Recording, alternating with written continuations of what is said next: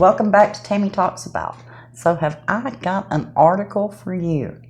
About 2 hours ago now, the Times UK came out with an article titled Johnny Depp Interview.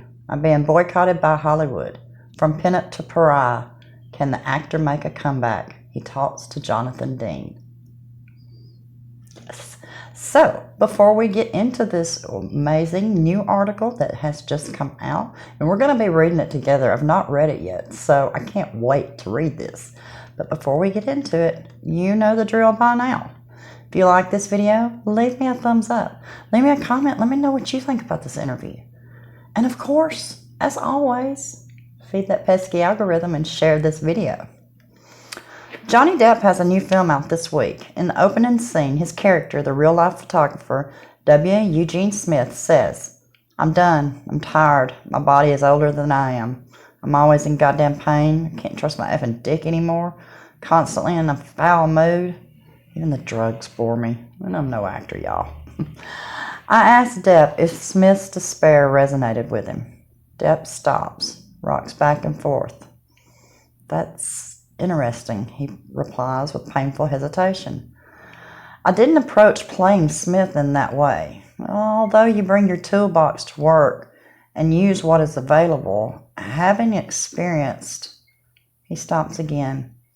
Depp takes any questions that might refer to his calamitous libel case last year slowly in a mumbly, croaking drawl. A surreal 5 years.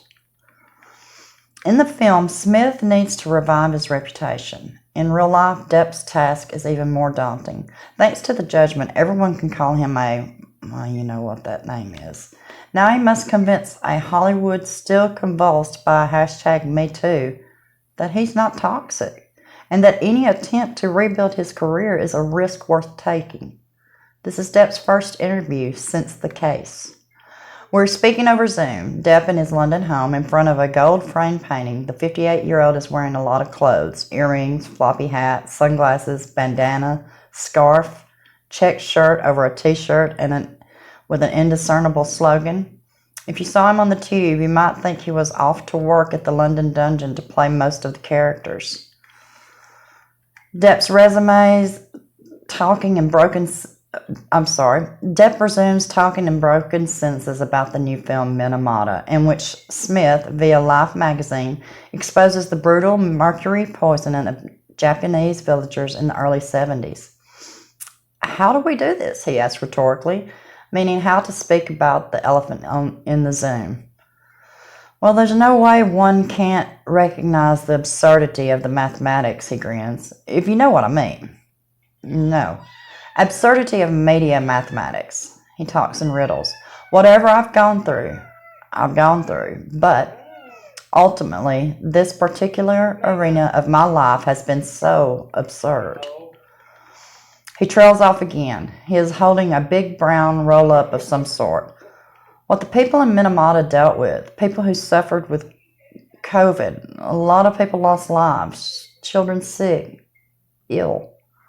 Ultimately, in answer to your question, yeah, you use what you've got, but what I've been through, it's like getting scratched by a kitten comparatively. Oh, bless him. Last July, I went to the High Court in London to watch Depp on another screen, a video from the socially distanced court where the Hollywood star was losing a libel action against the Sun after it called him that name. It was the grottiest showbiz trial of the century. There were photos of the actor passed out in a fetal slump, socks on show. One lengthy exchange involved feces, another urination inside or outside a house after a violent night with his ex-wife, Amber Heard. This had all been going on for a while. In 2016, Heard applied for a temporary restraining order against him. The couple had long endured a narcotic, booze-filled, childish relationship.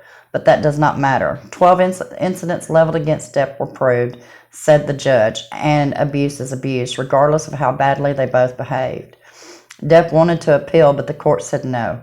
Next April, in the U.S., he has a $50 million defamation case against Heard relating to an opinion piece she wrote about being the victim of domestic abuse. It may be his last roll of the dice. And yet another reason why it's so important that we get the truth out there. In the 1990s, Depp was a sensitive heartthrob, cooler than DiCaprio, edgier than Pitt. In this past year, he has been stripped of his status and dignity. On day 3 of the trial, Sasha Wass, QC, representing the Sun, asked Depp about daubing a penis on a painting. He could not remember. That would be quite a big thing. Paint a penis on a picture, Wass asked. Quite a big thing, Depp asked.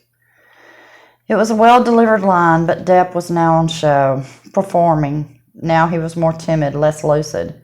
His people say he cannot talk about the court case, given the looming U.S. trial, yet it hangs over everything. The director of Minamata, Andrew Levitas, is also on our call. As a pub trivia aside, Levitas is married to Welsh singer Katherine Jenkins. The two men clearly get on. With regards to journalism, it was important for us to put across the film the power of the truth. Levitas says. Depp nods. The responsibility of journalists to look after the citizens of the world. Our film coincided with the moment. Important publications had to put Raquel Welch on a cover to get enough eyeballs to sell enough ads in order to put something meaningful aside. A result of that is clickbait. It's destroying the purpose of journalism, Levitas continues. You said it beautifully, says Depp, one of the world's most pinned-up men who built a career on magazine covers. I couldn't say it better than that. Last month, Levitas wrote to MGM, which brought Minamata for the U.S. market, but decided not to release it. He accused MGM of being concerned that the personal issues of an actor in the film could reflect negatively upon them. Then the letter got really strong. Levitas accused MGM of failing its moral obligation to release the film and said it needed to explain to the victims why you think an actor's personal life is more important than their dead children. He then attached Smith's photos of ghastly deformities that shocked the world 50 years ago. It's important that the movie gets seen and supported, Levitas says, and if I get an inkling it's not going to be, it's my responsibility to say so. Where it goes from there, I don't know, but we have a responsibility to these victims, and God, MGM, release this movie. You can see why he's passionate. The film is good. MGM bought the film because it is good. Depp is good too. He disappears into the role. Far from his more recent pantomime parts, it's being released worldwide, just not in the actor's homeland. Depp, who also produced the film, interrupts. We looked these people in the eyeballs and promised we would not be exploitative, that the film would be respectful. I believe that we've kept our end of the bargain, but those who came in later should also maintain theirs. Some films touch people, he adds, and this affects those in Minamata and the people who experience similar things, and for anything, he pauses as he does, for Hollywood's boycott of me, one man, one actor in an unpleasant and messy situation over the last number of years, he trails off. But you know, I'm moving towards where I need to go to make all that. Again, he trails off, to bring things to light. The fact, as I think Depp knows, is that for his career, the court that matters is not one of law, but public opinion. On social media, where a lot of minds are made up, Depp's good reputation will always outweigh the bad, thanks to his frequently blinkered fans. Outside the high court, as Hurt arrived, I saw Natasha, 30, yell, "Get hit by a truck, Amber." Go, Natasha. She is extreme, but the persistent way his fans demand that others think their idol is a saint shows a career revival will happen. After all, most filmgoers do not follow his private life at all. To them, he is Jack Sparrow, Edward Scissorhands. To them, he is a star, and a star can take an awful lot of heat before it burns out. They have always been my employers, Depp says of his fans. They are all our employers. They buy the tickets, the merchandise. They made all those studios rich, but they forgot that a long time ago. I certainly haven't. I'm proud of these people because of what they are trying to say, which is the truth. The truth they're trying to get out, since it doesn't in mainstream media publications. It's a long road that sometimes gets clunky, sometimes just plain stupid, but they stayed on the ride with me, and it's for them I will always fight, always to the end, whatever it may be. Depp will talk like this forever, about his truth. Minamata is the last film Depp has listed in the industry site IMDb, where actors usually have half a dozen in development. So yes, fans of the actor can see Depp in a new role. It is a return, but is it a relaunch? The film finished in 2019, way before last year's court case. Is that it? His last film? He thinks and looks off to his bookshelves at biographies of Betjeman and Oliver. No, he says eventually. No. Actually, I look forward to the next few films I make to be my first films, in a way. Because once well, look, the way they wrote it in Wizard of Oz is that when you see behind the curtain, it's not him. When you see behind the curtain, there's a whole lot of MFers squished into one spot, all praying that you don't look at them and notice them. I would ask him to explain, but I'm not sure he is an explainer. Watch this space, I guess, but he has already taken his first step back.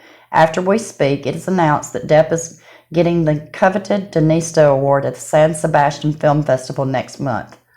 Some people are just too famous to fail. And that paragraph about us, that's why it's important we fight for the truth. I hope you loved this as much as I did. It breaks my heart, but it makes me that much more determined to fight the fight for him. I hope you will too. Until next time, be blessed.